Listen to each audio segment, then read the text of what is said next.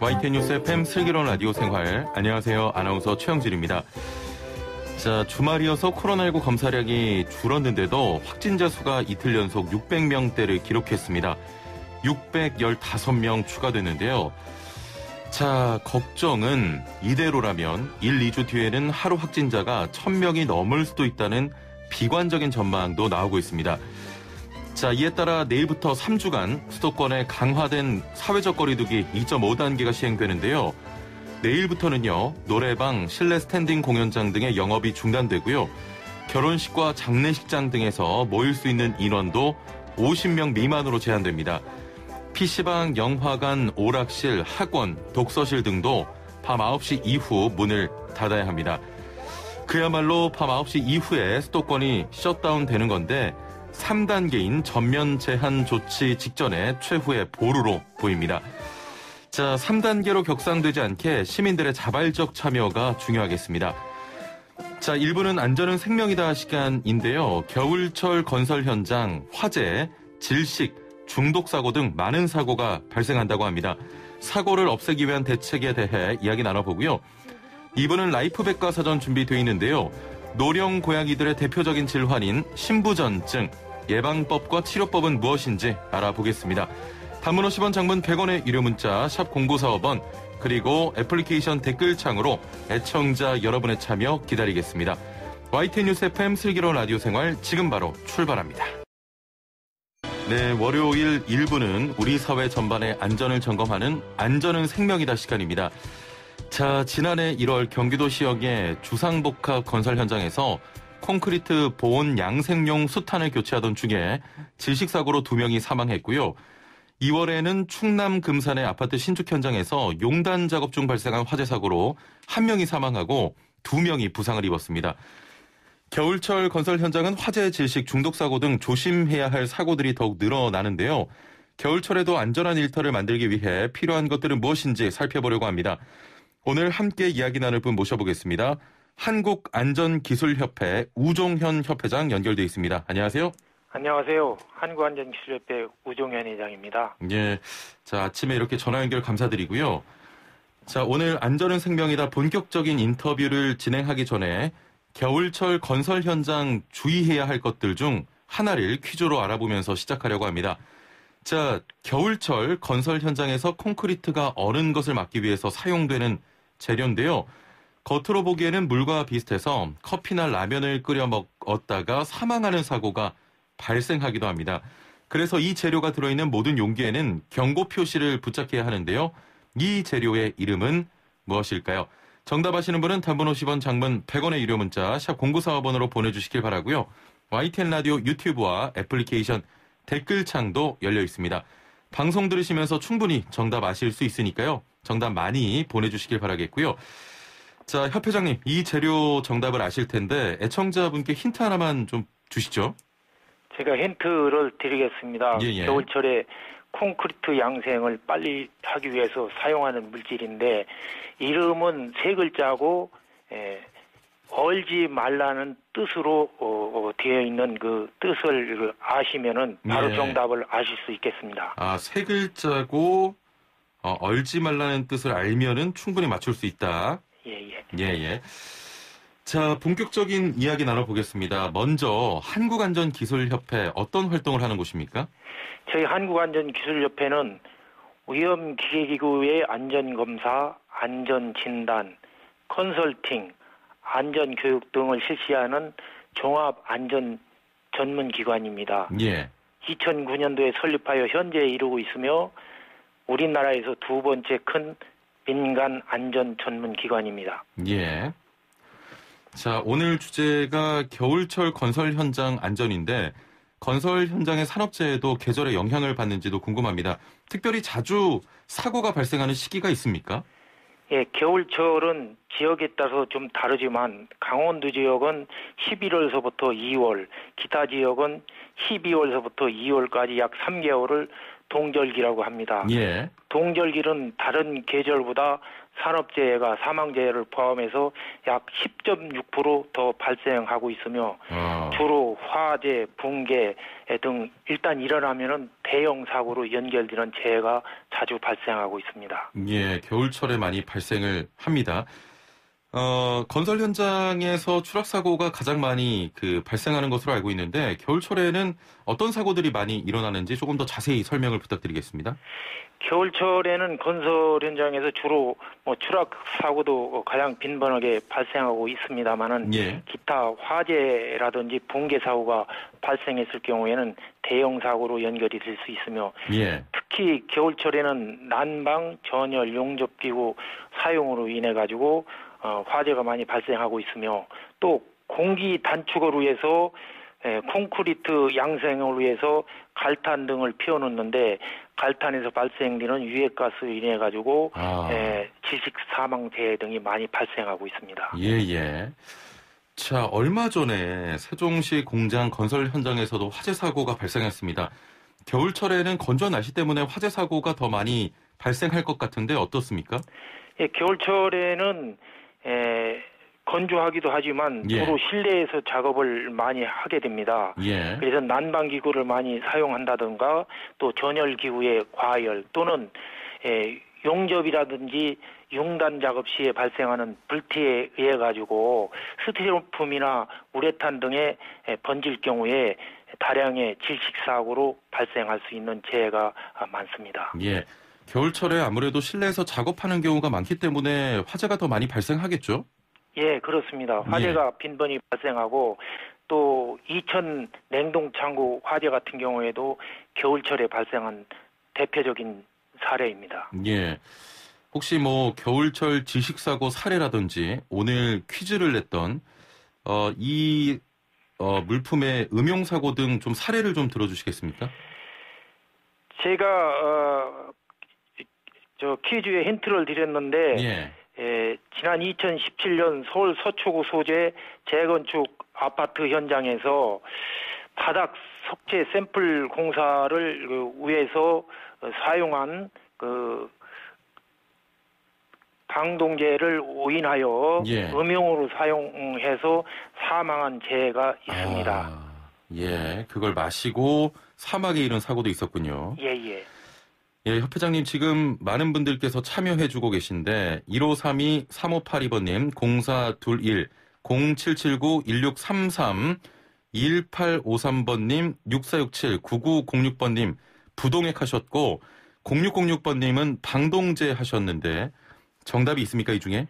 예, 정답이 있습니다. 알겠습니다. 잠시 뒤에 공개하도록 하고요.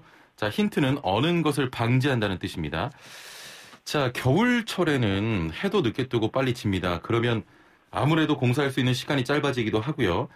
이렇게 되면 공사 기간을 맞추기 위해서 더욱 바빠질 것 같은데 현장에서는 어떻습니까?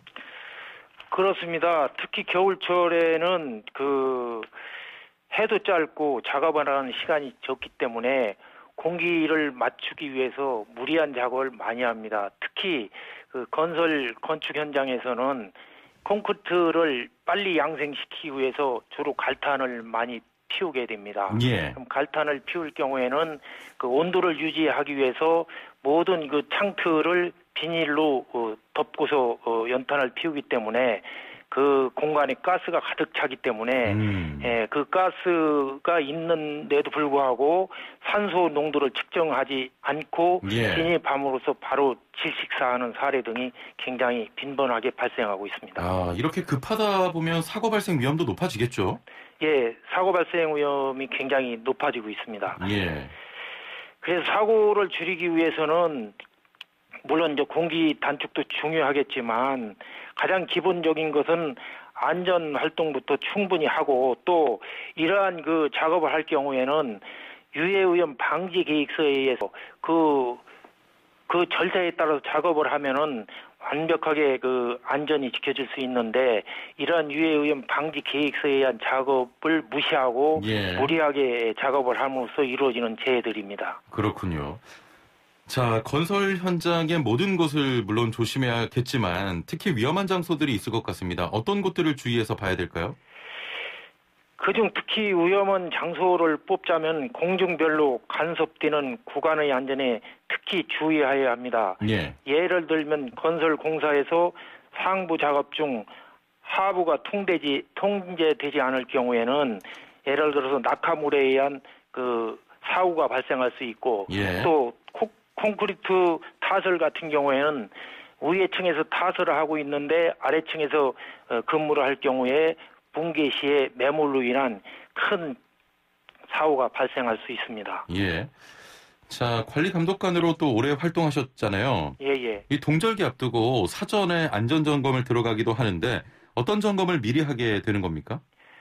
제가 근로감독관으로 근무하면서 주로 그 동절기 안전점검을 나갔을 적에는 예. 일반적으로 추락제에 관하여 안전 통로라든지 그 개구부 확보 또 추락 위험 장소에서의 작업 발판, 안전 난간 등 추락 방지망 설치 상태, 또 개인 보호구 지급 여부, 착용 여부, 또 화재 예방에 따른 가설 숙소라든지 현장 사무실 유류 및 가연성 물질 적재 적소, 그다음에 소화기, 방화사, 진화 장비 비치 등 또한 용단 시에 주변의 인화성 물질 격리 여부 확인 등 화재 감시자 배치 및 소화기 비치 여부, 가스 용접 시 호수 균열 등 가스 누출 여부, 굴착 사면 구배의 적정성, 흙막이의 지보공 설치 상태,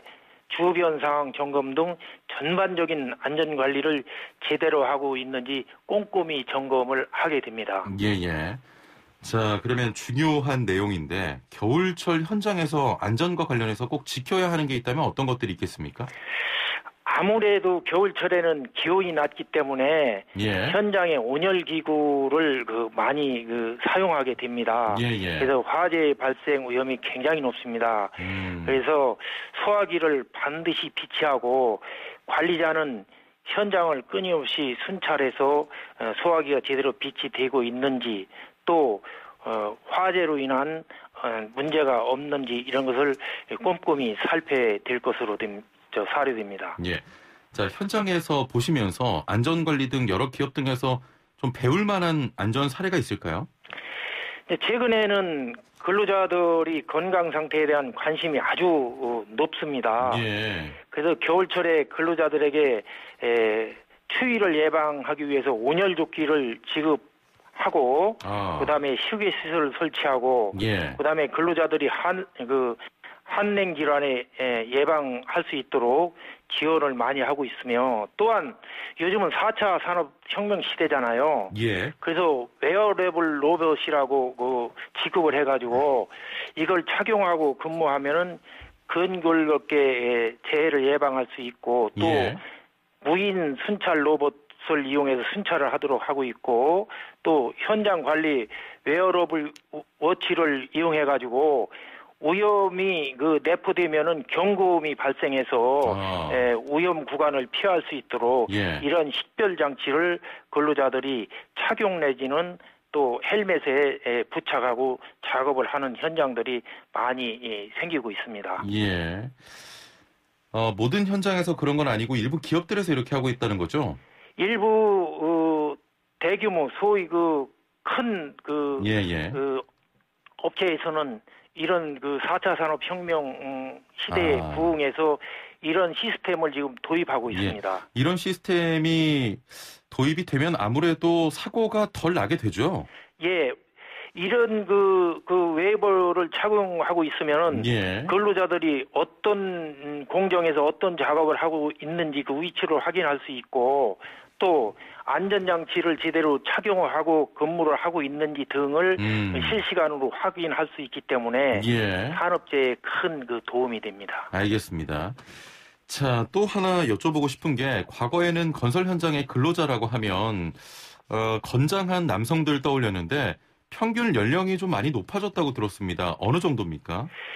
지금 우리나라의 건설 현장의 진입 연령은요, 약 37세 정도라고 합니다. 그래서 연령대별로 분포를 보면은 30대가 한 20%를 차지하고 있으며 예. 40대가 30%, 그다음에 50대 이상이 50%를 점하고 있어 점점 고령화되고 있기 때문에 굉장히 문제가 있습니다. 예, 점점 연령이 높아진다 이런 말씀이시죠? 예. 자, 그렇다면 이런 산업재해 취약계층, 뭐 장년 노동자, 뭐 여성 노동자, 외국인 노동자에 대한 보호도 필요할 텐데 현장에서 이런 사항이 좀 마련되고 있습니까? 그래서 외국인 노동자의 같은 경우는 의사소통이 이제 원활히 되지 않아가지고 그것이 가장 큰 문제점입니다. 예. 그래서 외국인을 각국별로 분리를 해가지고 뭐 중국 팀, 뭐 타이완 팀, 태국 팀, 뭐 인도네시아 팀 이렇게 분류를 해가지고 예. 그 팀마다 한국인 팀장, 그 나라의 국어를 할 수 있는 한국인 팀장을 선정해가지고 예. 그 팀장으로 하여금 그 근로자들에게 안전한 작업을 할 수 있도록 수칙을 가르치고 이런 식으로 작업을 하는 현장들이 종종 생기고 있습니다. 예. 이런 경우에는 굉장히 그 산업재해 예방이 되고 있습니다. 또한 우리나라의 그 노인 그 소위 장년 근로자들한테는 안전모에 빨간 스티커를 그 부착시켜가지고 그분들은 좀 그 행동도 늦고 예. 연세가 많은 분들이기 때문에 특별 관리할 수 있도록 그런 조치들을 지금 하고 있으며 예. 특히 이제 여성 근로자도 최근에는 사회적으로 어렵기 때문에 진입이 많습니다. 그런 여성 근로자들한테는 별도의 휴게실을 제공해가지고 별도로 휴식을 취할 수 있도록 그런 조치를 해야 되겠습니다. 예, 알겠습니다. 자, 이제 어느덧 시간이 다 돼서 퀴즈 정답을 좀 발표하겠습니다. 겨울철 건설 현장에서 콘크리트가 어는 것을 막기 위해 사용되는 재료인데요. 겉으로 보기에는 물과 비슷해서 커피나 라면을 끓여 먹었다가 사망하는 사고가 발생하기도 하는 이 재료. 자, 옆 회장님 정답을 알려주시죠. 제가 그 서초동 재건축 현장 말씀드리면서 정답을 언뜻 비쳤습니다. 예. 이 정답은 방동재입니다. 예, 방동재입니다. 오늘 좀 오답자가 많았어요. 예, 부동액으로 하신 분들 많았는데 정답자 0606님을 포함해서 방동재라고 해주신 분들 있었습니다. 참여 감사드리고요. 자, 오늘 말씀 여기까지 듣겠습니다. 감사합니다. 감사합니다. 네, 지금까지 한국안전기술협회 우종현 회장과 함께했습니다.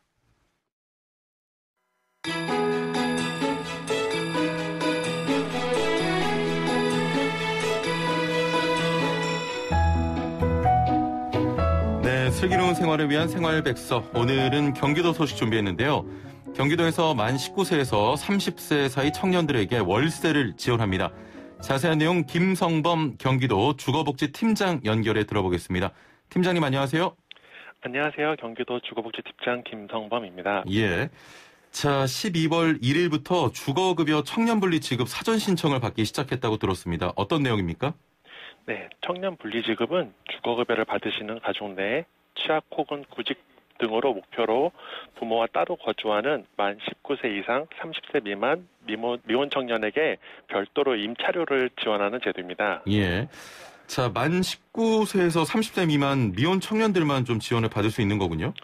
네, 그렇습니다. 예. 주거 안정을 위하여 중위소득 45% 이하의 주민에게 지원하는 주거급여를 받으시는 부모와 따로 사는 청년을 대상으로 합니다. 네, 여기서 중위소득은 우리나라 총 가구를 소득순으로 나열했을 때 정확히 가운데 위치한 가구의 소득을 말하며 예. 21년 4인 가구의 경우 중위소득의 45%는 약 220만 원입니다. 예. 자, 정리하면 중위소득 45% 이내의 주거급여를 받는 가구 중에 부모와 따로 사는 청년이어야 한다 이거죠? 네, 맞습니다. 예. 자, 그럼 부모와 따로 사는 청년 구체적으로 어떤 상황들입니까? 학교나 직장생활 등으로 부모와 청년이 서로 다른 시군에서 거주하게 되는 경우를 말합니다. 예. 그럴 경우 기존에는 부모에게만 주거급여를 지급하는데요.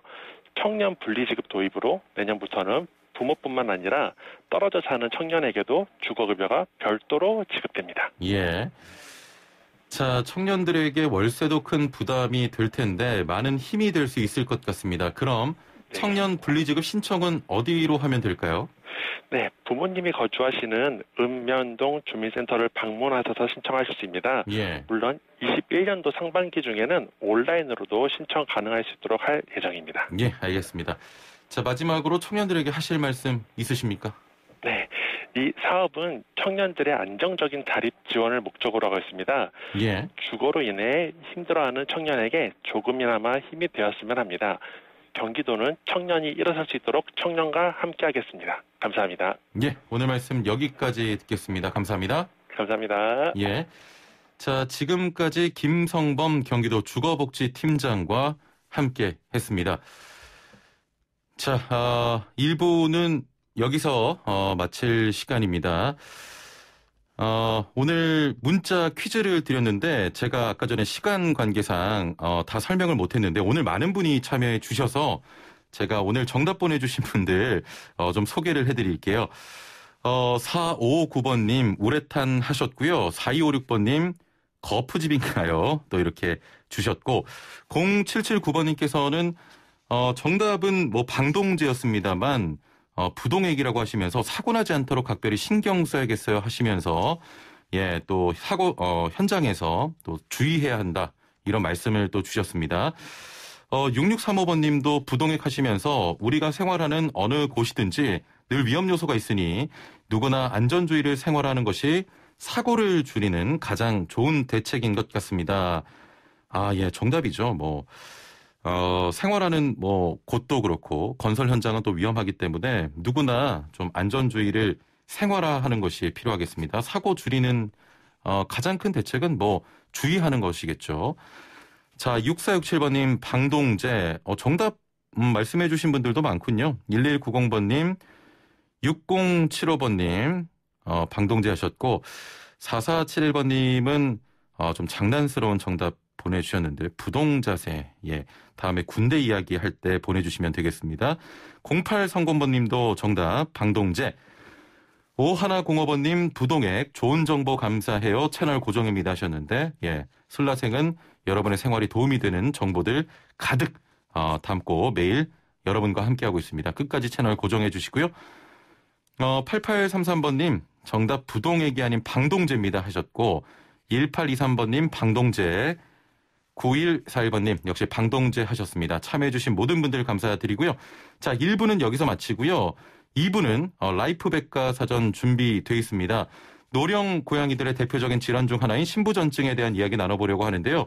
자, 반려동물 좀 고민 있거나 건강이 좋지 않다 하시면 지금 바로 단문 50원, 장문 100원의 유료 문자 샵 0945번으로 보내주시길 바랍니다. 역시 애플리케이션 댓글창도 열려 있습니다. 나일 호란의 Too Much to Ask 전해드리면서 1부 마치고요. 57분 날씨와 교통정보 들으시고 2부로 돌아올게요.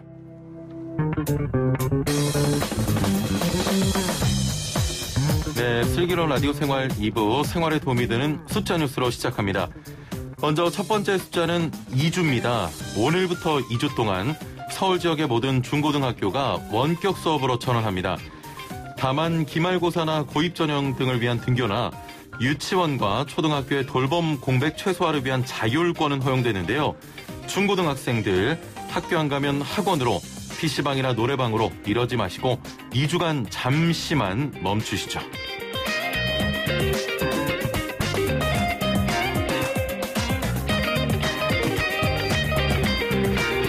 네, 두 번째 숫자는 4%입니다. 코로나19 확진자 수가 연일 600명대를 기록한 데 이어서 양성률도 유례없이 높다. 이런 기사들 많이 보셨죠? 어제는 양성률이 4.39%까지 올랐습니다. 오늘 0시 기준 코로나19 검사를 받은 14,300여 명 중에 631명의 확진자가 나와 이렇게 계산된 건데요. 100명이 진단검사를 받으면 적어도 4명 이상 감염됐다는 뜻이라고 합니다. 한 달 전만 해도 양성률은 2%대였는데 이 양성률 상승세도 매우 가파릅니다. 양성률 4%대는 사상 최고치였던 지난 8월 사랑제일교회발 유행 때 육박하는데요. 전문가들은 이렇게 양성률이 높아진 이유로 젊은 층들의 무증상 감염이 급증하고 건조하고 추운 날씨로 환자 수가 늘고 있기 때문인 것으로 진단하고 있습니다.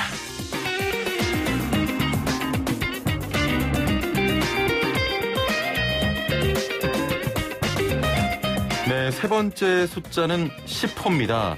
잉글랜드 프로축구 토트넘의 손흥민이 시즌 10호 골을 터뜨렸습니다. 5시즌 연속 프리미어리그 두 자릿수 득점에 성공했는데요. 토트넘은 영국 런던 토트넘 후스퍼 스타디움에서 열린 아스날과 경기에서 2대0으로 승리했습니다. 손흥민은 전반 13분 해리 케인의 패스를 받아 오른발 슈팅으로 선제골을 넣어 이번 시즌 리그 10호 골을 완성했습니다. 토트넘은 승점 24점으로 첼시를 승점 2점 차로 제치고 하루 만에 다시 리그 선두 자리를 되찾았습니다.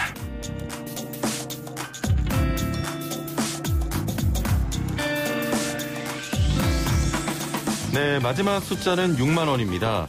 증시가 연일 사상 최고치를 새로 쓰며 상승장을 이어가는 가운데 금 가격은 내리막길을 걷고 있습니다. 한국거래소에 따르면 지난 4일 1kg짜리 금 현물의 1g당 가격은 전 거래일보다 0.80% 내린 64,320원에 마감했습니다. 지난 7월 28일에 기록한 사상 최고가 8만 100원과 비교하면 4개월여 사이에 19.7% 하락했습니다. 올 상반기 코로나19 충격으로 경기 침체 우려가 커지자 금값이 올랐죠. 그래서 금 투자하시는 분들도 많았는데 그러나 최근 코로나19 백신 개발과 보급에 관한 긍정적인 소식이 전해지고 경기 회복 기대도 커지면서 금값은 약세 흐름을 이어가고 있습니다. 지금까지 생활에 도움이 되는 숫자 뉴스였습니다. 2부 11시에 만나는 슬기로운 백과사전 준비되어 있습니다. 매주 월요일엔 라이프 백과사전을 펼쳐볼 텐데요. 노령 고양이들의 대표적인 질환 중 하나인 신부전증, 10살 이상의 고양이 중 40% 가까이가 신장 질환을 앓게 된다고 합니다. 병의 악화를 막기 위해 무엇보다 빠르게 알아채는 게 중요하다고 하는데요. 고양이들의 신부전증 증상은 어떻게 되는지, 예방법과 치료법은 무엇인지 자세히 살펴보겠습니다. 강아지가 산책 중에 이물질을 먹었을 때 어떻게 해야 하는지, 고양이 발톱은 어떻게 깎아줘야 하는지, 반려동물이 아플 때 당장 할 수 있는 응급처치는 무엇인지 등등등 오늘 주제 외에도 방송 들으시면서 반려동물에 대해 궁금한 점 있는 분들 단문 50원, 장문 100원의 유료 문자 샵 0945번으로 보내주시길 바랍니다.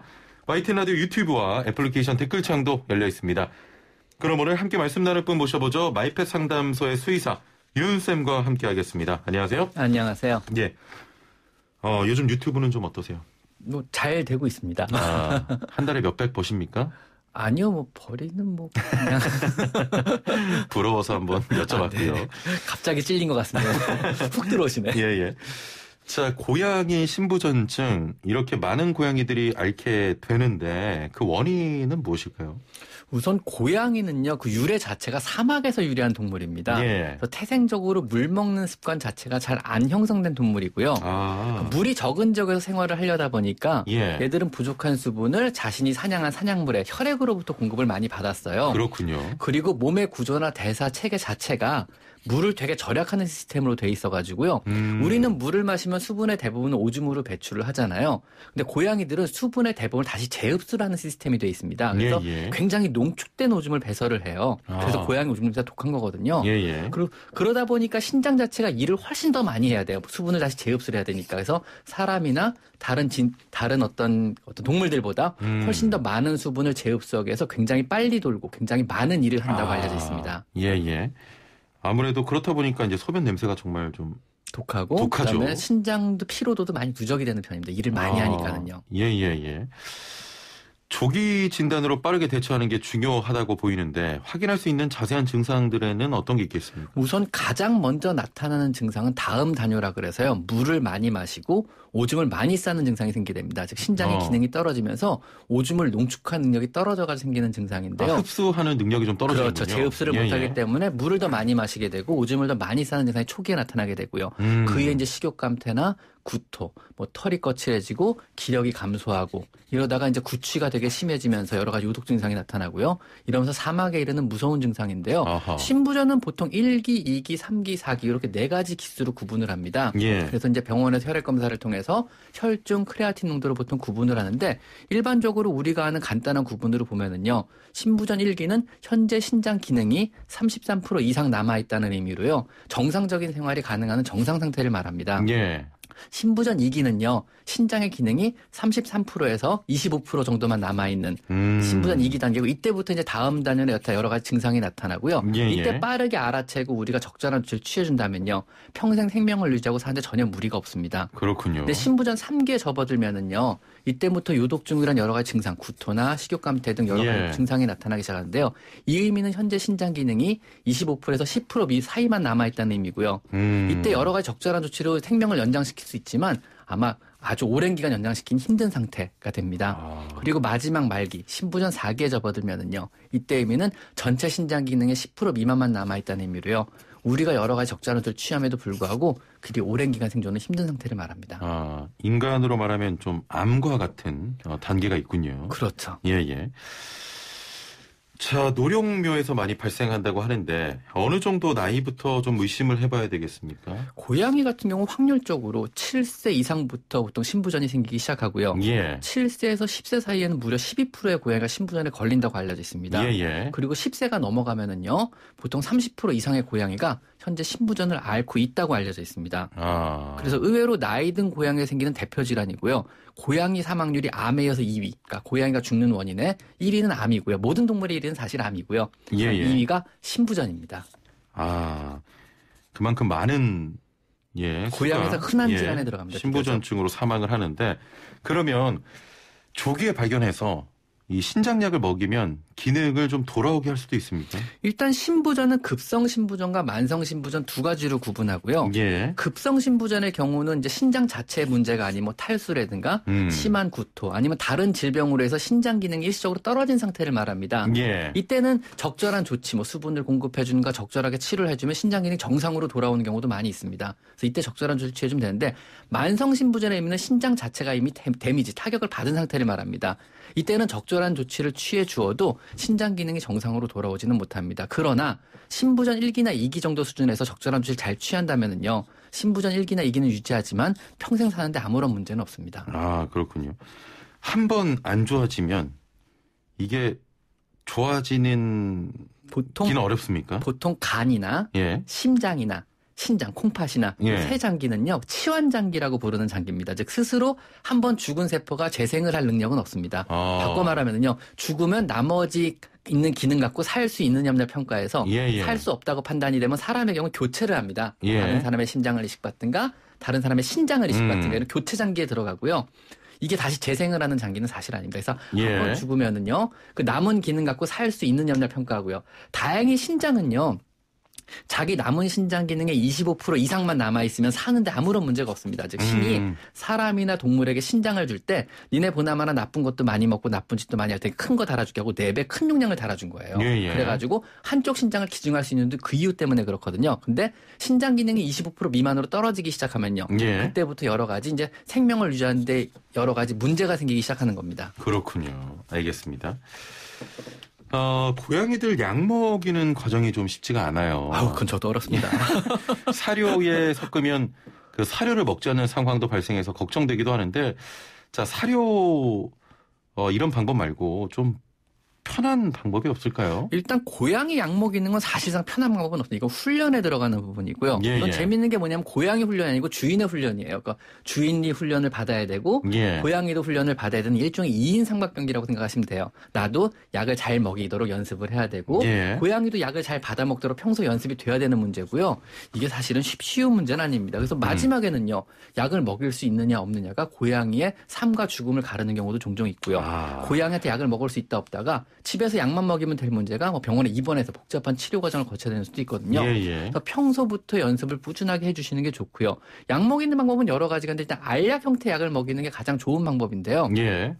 이 경우는 보통 얼굴을 손으로 잡으시고 양쪽 턱을 지그시 눌러서 입을 벌리시게 한 다음에 알약을 이 목구멍 깊숙이 쑥 넣어줬다 빼시면 되는 방법인데 이것도 충분한 훈련이 돼 있거나 고양이와 주인 간에 신뢰가 없다 그러면 손가락이 정말 걸레짝이 돼버려서 잘못하면요. 그래서 함부로 시도하시면 안 되고 충분하게 연습이 된 상태에서 시도하시고 만약에 고양이가 싸놨거나 아니면 고양이랑 신뢰가 충분하지 못한데 불구하고 약을 꼭 먹여야겠다 그러면은요. 어플리케이터들이 있어요. 보통 이제 알약을 먹이는 필건이라든가 이런 도움되는 기구들이 있거든요. 그래서 실리콘 팁이 달린 어플리케이터도 있고 주사기 형태로 된 어플리케이터도 있는데 끝에다 알약을 꽂고 그 어플리케이터 막대기를 쑥 집어넣다 빼면 알약을 넣어주는 이런 장비를 한번 해보셔도 되고요. 알약 형태가 정 힘드시면 이제 가루약 형태로 받으셔가지고 요거를 물에 살짝 갭니다. 그래서 물약을 만드신 다음에 주사기가 없는 주사기를 사용해서 주사 바늘이 없는 주사기를 사용해서 물 빨아들이세요. 그 다음에 고양이 입 옆을 보시면요. 송곳니와 어금니 사이에 공간이 있습니다. 그래서 입술을 살짝 벌려서 그 공간 사이에 주사기를 집어넣으시고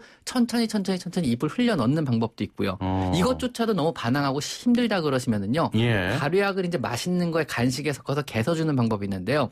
보통 이제 투비켓 같은 간식이나 추루 같은 간식 아니면 고양이가 좋아하는 간식에 으깨서 이제 섞어줍니다. 그 다음에 이거를 코에 발라주시거나 입천장에 붙여버리시거나 발등에 발라주시면 고양이 자기 몸에 이물 붙은 걸 되게 싫어하거든요. 그래서 하루 종일 핥아버려요. 이런 식으로 먹이는 것도 한 방법일 수 있으니까 자기와 아니면 고양이와 같이 맞을 만한 방법을 잘 찾으셔서 한번 투약을 연습해 보시는 것도 좋을 것 같습니다. 알겠습니다. 좋은 방법 설명해 주셨는데 문자 중간중간에 좀 섞어서 이야기할게요.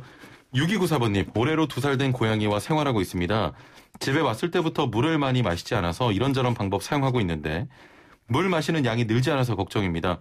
급수대도 바꿔보고 집안 여기저기 물 그릇을 놓기도 했는데 좋은 방법 없을까요? 하셨거든요. 고양이 물 많이 먹이시는 것 때문에 사실 고민이 제일 많으세요. 사실 제일 좋은 방법은 캔 사료를 많이 주시는 게 제일 좋아요. 그래가지고 이제 습사료라고 보통 부르는 게 캔 형태나 파우치 형태로 나오는 사료들이 따로 있거든요. 이 사료들 같은 경우는 수분 함량이 무려 85%에 달해요. 바꿔 말하면 4kg 고양이 기준으로 하루에 100g짜리 캔 5개만 먹이면은요. 더 이상 수분을 공급할 필요가 없을 정도의 하루 필요한 충분한 수분을 섭취하게 되고요. 많은 분들이 플라스틱 물그릇을 사용하시거나 스텐 물그릇을 사용하시는데 절대로 사용하셔서는 안 됩니다. 이것은 고양이 입장에서 물맛을 되게 안 좋게 변화를 시켜요. 플라스틱 물컵에 든 물이나 종이컵에 든 물이 생각보다 맛이 되게 없잖아요. 그런 이유에 기인한 거거든요. 그래가지고 반드시 유리나 사기로 된 물그릇을 주시는 게 좋고요. 그렇군요. 더군다나 플라스틱 물그릇이나 스텐 물그릇은요. 세척 과정이나 여러 가지 과정에서 흠집들이 많이 생기고요. 이 흠집들은 여러 가지 박테리아들이 기생하게 됩니다. 이거는 세척이나 말려도 해결이 안 되고 거기다 물을 부어놓으면 몇 시간만 지난 박테리아가 수만 배로 불어버려요. 물맛을 변화시키는 대표적인 요인 중에 하나거든요. 그래서 식기는 반드시 충분하게 넓은 형태의 유리로 된 식기를 사용하시고요. 넓은 형태를 써야 되는 이유가 뭐냐면 식기가 너무 좁으면은요. 물을 마실 때마다 고양이가 수염이 닿게 돼요. 근데 고양이 수염은 굉장히 예민한 부분이거든요. 그럼 고양이 입장에서 사람 입장에서 물을 마실 때마다 입 옆으로 흘린다고 생각해 보세요. 물을 안 마시고 참게 되겠죠. 입이 아파가지고 자꾸 흘린다 그러면요. 고양이가 딱 그런 경우에 돼요. 그러니까 수염이 안 닿을 만큼 충분히 넓은 물그릇을 준비해 주시는 게 좋고요. 그렇군요. 그다음에 물을 또 먹이는 방법 중에 추루탕이라 그래서 물을 정 안 먹으면은 고양이가 좋아하는 간식을 물에 섞어주는 방법도 있고요. 아니면 반대로 고양이가 먹는 사료에 스프레이로 물을 막 뿌려서 사료를 좀 불려주시는 방법도 있습니다. 그래도 정 안 먹는다 그러면 스포이드나 주사기를 사용해서 천천히 강제로 물을 급여하시는 방법이 있고요. 또 혹시라도 고양이가 물을 잘 먹는다는 이유로 보리차나 옥수수차 아니면 녹차 같은 것 좀 약간 희석해서 주시는 분들도 종종 있더라고요. 고양이가 물을 잘 먹는다 그래서. 근데 그게 절대로 사용해서는 안 되는 방법이고요. 이런 종류의 차 제품에는 이뇨성 효과가 같이 일어나게 돼 있어요.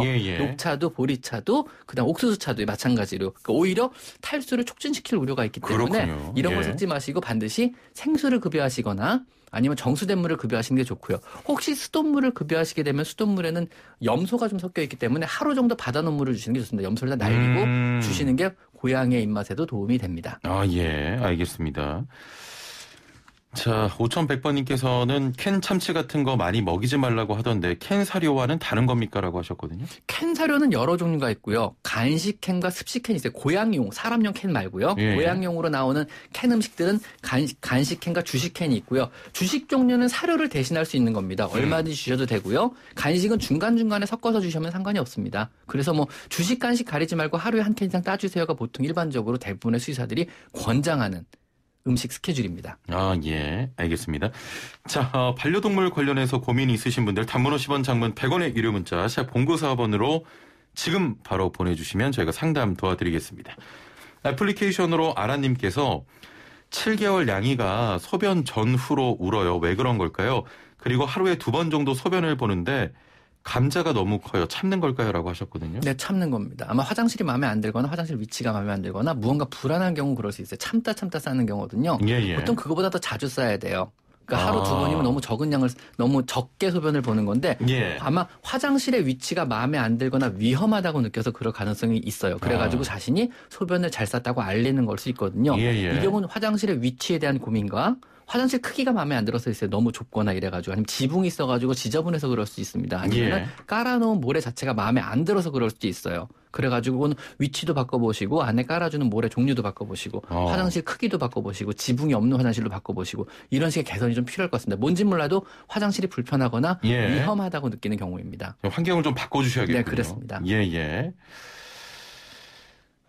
신부전에 대해서 이야기를 나누고 있었는데 그러면 좀 미리미리 예방하는 게 필요하잖아요. 예방을 위한 방법에는 어떤 게 있겠습니까? 사실 이게 딱 유전적인 결함에 들어가기 때문에 예방법이 딱히 없습니다. 평소에 물을 많이 먹는 습관을 주시거나 물을 많이 주시는 게 제일 좋고요. 왜냐하면 모든 종류의 탈수는요. 물 양이 부족해지면 신장이 더 많은 일을 해야 되기 때문에 신장에 무리가 가게 됩니다. 신부전이 그만큼 빨리 올 수 있고요. 신부전 걸린 아이조차 탈수가 일어나면 신장이 급속도로 악화가 되니까 평소에 물을 많이 먹는 습관을 들이시고요. 아베시니안이나 샴이나 아니면은 메인쿤 이런 종류의 신부전이 특히 페르시안 신부전이 다발하는 품종의 고양이들이 따로 정해져 있어요. 유전적으로 다발하는 애들이. 이런 애들은 반드시 5살, 6살 이후부터는 해마다 정기 검진을 통해서 미리미리 체크하는 게 좋습니다. 일단은 검진을 꾸준히 하는 게 중요하겠네요. 보통 6살 이후부터는 1년에 한 번씩 검사를 꼭 받으시라고 권장을 드립니다. 자, 0847번님께서는 20살 된 믹스견을 키우고 있는데 눈과 귀는 예전부터 잘 안 보이고 잘 안 들리긴 했는데 얼마 전부터 제자리에서 빙글빙글 돌아요. 그렇게 계속 돌다가 쓰러지고 쉬다 다시 빙글빙글 돌고 그러는데 주인으로서 어떻게 해줄 방법이 없을까요? 라고 하셨거든요. 이게 치매의 대표적인 질환이거든요. 일단은 방향 감각을 상실해서 빙글빙글 돌고 한쪽 벽을 타고 돌고 나중에 좀 지나면 낮밤이 없어서 밤에 이제 빙글빙글 돌기 시작하는데 여기서 위험한 게 대부분 벽에 전선들이 꽂혀 있잖아요. 핸드폰 줄이라든가 핸드폰 전원줄 이런 전선에 빙글빙글 돌다가 목이 걸리는 경우도 있고 발이 걸리는 경우도 있어요. 그래가지고 그런 사고가 많이 나니까 저녁에 자기 전에는 그런 데 접근을 못하게 미리 막아주시거나 아니면 미리 코드선을 뽑아놓으시고요. 자주 부딪히는 곳이 있다면 쿠션, 방석 같은 거 하나씩 붙여놓으라고 보통 말씀을 드려요. 그럼 서클링 운동이 나중에 점점 더 심해지면 치매로 인해서 점점 더 심해진다 그러면 조금 좀 넓은 서클을 할 수 있을 만한 공간 안에 푹신푹신 깔아놓고 가둬두시는 게 좋고요. 이런 치매가 시작될 때는 사실은 치매 관련된 영양제, 액티베이트 같은 뇌 기능을 좀 활성화해주는 항산화제 계통이 도움이 되고요. 이게 증상이 더 심해졌다거나 아니면 아예 초기부터 동물병원에 가시면 치매 증상을 천천히 진행시키는 조금 완화시키는 약들이 따로 있거든요. 그래서 그런 종류의 약, 신경이 퇴축하는 거를 조금 늦춰주는 그런 종류의 약들도 있으니까 그런 약을 꾸준하게 받아 먹이시면 그나마 증상이 증상이 좋아지진 않겠지만 진행을 많이 늦춰줄 수가 있습니다. 그래서 나이가 들어서 이미 신경이 소실되고 뇌 기능이 떨어지는 건 어쩔 수 없겠지만 우리가 이거를 조금만 노력하면 진행하는 걸 늦춰줄 수는 있거든요. 20살이면 사실은 이제 충분하게 살아서 나타나는 증상이에요. 순장과 같은 증상 중이라고 하거든요, 보통은요. 그러니까 나중에 이제 조금의 삶의 질 유지를 위해서 조금만 더 신경을 써주신다면요. 그래서 남은 삶의 기간 동안에 얘가 진행을 좀 늦춰서 보다 나은 삶의 질을 유지할 수 있지 않을까 그렇게 생각합니다. 치매에 어떻게 보면 당연한 증상 중에 하나군요. 네, 너무 오래 살았다는 훈장이죠, 일종의. 결국은 오래 살면 언젠가는 뇌 기능의 저하로 치매가 옵니다. 대부분 치매가 안 오는 이유는 그 전에 수명을 다해서 사망하기 때문에 안 오는 거지. 거기까지 산다 그러면 오겠죠, 결국은요. 알겠습니다. 자, 1353번님 2가지 여쭤보겠습니다. 지금 고양이 2마리와 살고 있는데 둘 다 양치하는 걸 너무 싫어합니다. 치석이 잘 생긴다고 해서 억지로 양치시키고 있는데 양치 한번 할 때마다 저를 너무 싫어하는 게 느껴져서 속상합니다. 좋은 방법 없을까요? 이게 첫 번째 질문이고요. 자, 또 하나는 스케일링하면 마취를 해야 한다고 하는데 꼭 마취를 해야 하나요?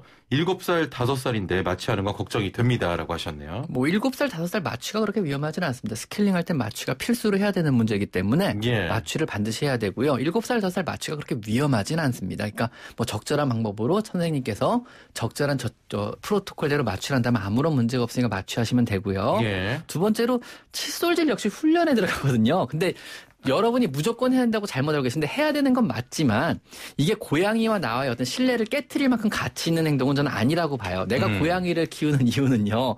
내가 고양이한테 사랑을 주고 또 고양이로부터 반대로 사랑을 받기 위해서 키우는 거잖아요. 우리가 상호간에 어떤 내 마음의 위로와 안정을 취하기 위해서 하는 건데 고양이가 어느 순간부터 나를 막 째려보고 원수처럼 여긴다 그러면 사실 이게 칫솔질을 과연 할 만한 가치가 있느냐. 저는 아니라고 봐요. 신뢰를 잃을 정도까지로 막 무조건 해준다는 건 아니라고 보거든요. 물론 뭐 이빨이 나중에 아플 수도 있고 스케일링을 좀 자주 해야 될 수도 있는 문제는 있겠지만 그럼에도 불구하고 얘가 칫솔질 너무 싫어한다. 그러면은 하지 말라고 보통 권해드리고요. 조금 뭐 칫솔질을 좋아할 수는 없겠지만 고양이들이 조금 덜 싫어할 수 있는 방법들은 몇 가지가 있어요. 천천히 적응을 시키시는데요. 우선 맨 처음에 손으로 입안에 간식을 먹여서 넣어버릇해서요. 그래서 입안에 무언가 들어오더라도 얘가 그렇게 거부감을 덜 느낄 정도가 되면은요. 그 다음에 조그만 제일 작은 칫솔, 고양이용 진짜 작은 칫솔을 사셔가지고 이 칫솔로 고양이 간식을 푹푹 퍼가지고 숟가락처럼 먹이세요. 그래가지고 입안에 칫솔이 들어와도 맛있는 게 같이 들어오기 때문에 칫솔에 대한 거부감이 적어지게 됩니다. 적어지게 되면요. 그 다음에 치약을 구입하시는데 고양이 치약은 되게 맛있는 치약들이 많아요. 뭐 닭 간 맛, 뭐 이런 식으로 다양한 맛, 스팸 맛 이런 다양한 맛의 치약들이 있으니까 고양이가 가장 좋아하는 치약 맛을 찾으신 다음에 그 치약을 묻혀서 이빨 하나부터 시작하세요. 무리하지 마시고 오늘은 이빨 하나만, 내일은 이빨 2개까지만 이런 식으로 한 달, 2달에 걸쳐서 천천히 적응하시다 보면요. 언젠가는 칫솔질에 적응을 하게 되고요. 반드시 칫솔질이 끝난 다음에 보상을 해주세요. 간식을 줘가지고. 그러면요. 언젠가는 그렇게까지 거부를 안 하는 순간이 오게 될 겁니다. 물론 안 되는 애들도 있습니다. 알겠습니다. 자, 오늘 말씀은 여기까지 좀 들어야겠습니다. 감사합니다. 네, 감사합니다. 네, 지금까지 마이펫 상담소 수의사 윤쌤과 함께했습니다. 자, 따라해보세요. 이카운트 ERP 4만원 회계관리, 이카운트 ERP 4만원 재고관리, 이카운트 ERP 4만원 생산관리. 사업 성공 함께해요. 이카운트 ERP의 모든 기능을 월 4만원에 드립니다. 이카운트 가입비 부가세 별도. 안녕하세요. 김혜수예요. 몸에 피로가 쌓이는 것처럼 눈에도 매일 피로가 쌓인다는 사실 알고 계셨나요? 눈 건강도 피로 관리가 중요하니까 이제 빌베리로 시작하세요. 눈 건강엔 빌베리 플러스, 역시 프롬바이오. 구입문의 1588-8474 건강기능식품입니다. 제조원 노바렉스, 판매원 프롬바이오. 장인 뉴타운을 다 누리는 소형 주거명작을 찾는다면 이것만 기억하세요. 베리웰 지웰. 초중고를 걸어서 누리는지 우이수변공원과 딱 붙었는지 베리웰 지웰. 12월 장인 뉴타운에서 지웰 에스테이트가 앞서가는 라이프 스타일을 선보입니다. 베리웰 지웰. 장이 지웰 에스테이트 1811-0031 신영건설. 네, 오늘은 1년 중 눈이 가장 많이 내린다는 대설입니다. 수도권과 충청권에 빗방울이 떨어지거나 눈이 조금 날리겠는데요. 어제 제가 주말 뉴스앤뮤직 방송하면서 많은 애청자분들이 하얀 눈이 펑펑 내려서 코로나19 덮어버렸으면 좋겠다, 정화시켜줬으면 좋겠다, 이런 바람을 많이 보내셨습니다. 자, 내일부터 수도권에 격상된 사회적 거리두기가 시행됩니다. 외출과 모임 가급적 자제해 주시길 바랍니다. 10cm의 펫 전해드리면서 인사드립니다. 최영진이었습니다. 고맙습니다. 하루 종일